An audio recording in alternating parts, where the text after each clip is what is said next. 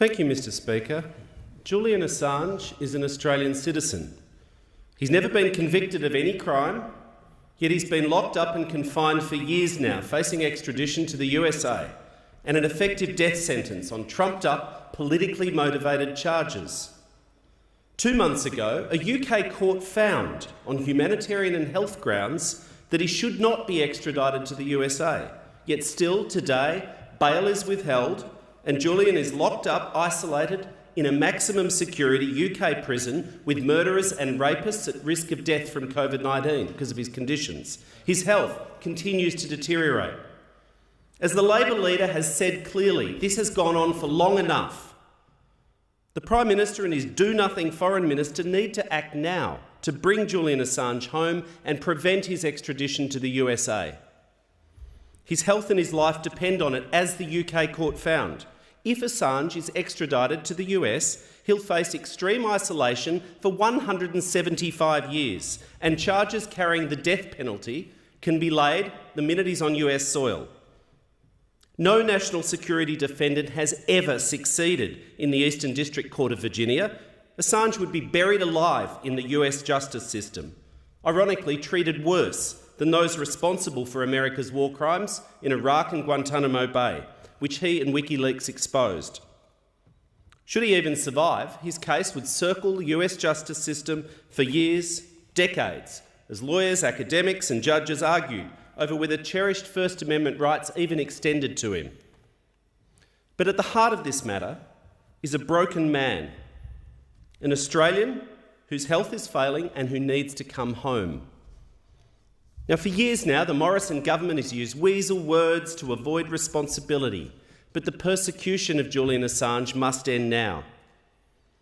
President Obama commuted Chelsea Manning's sentence, the person who provided the material revealing war crimes, yet Assange, the publisher, is still in jail.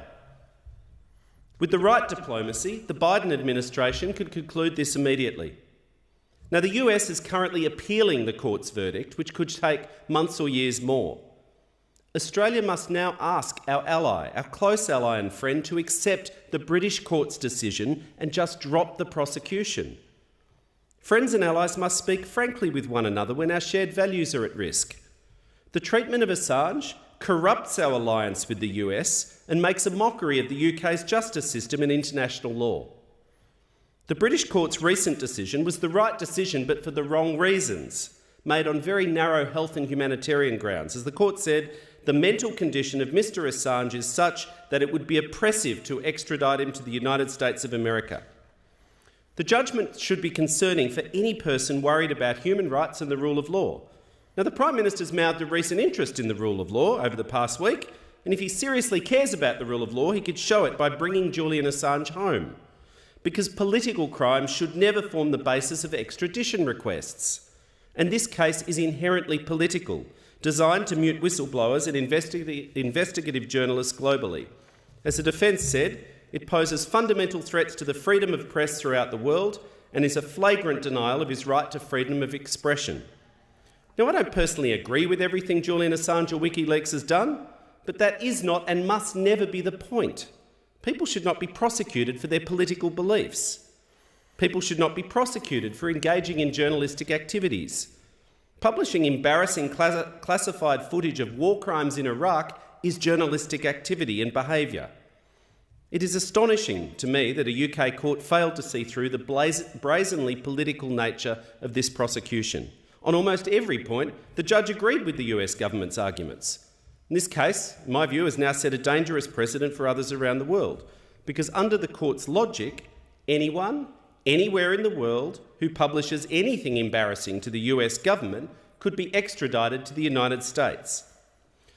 Now, the judge's verdict has given the US what they sought, so this situation now needs a political resolution, not a legal one. The Australian government must speak up for our citizen, not keep hiding behind their talking points about legal process and having his day in court. It doesn't matter if you agree with him, it doesn't matter if you like him, it doesn't matter if you dislike him. Julian Assange is an Australian with the same rights as you or me, and he's entitled to the protection of his government.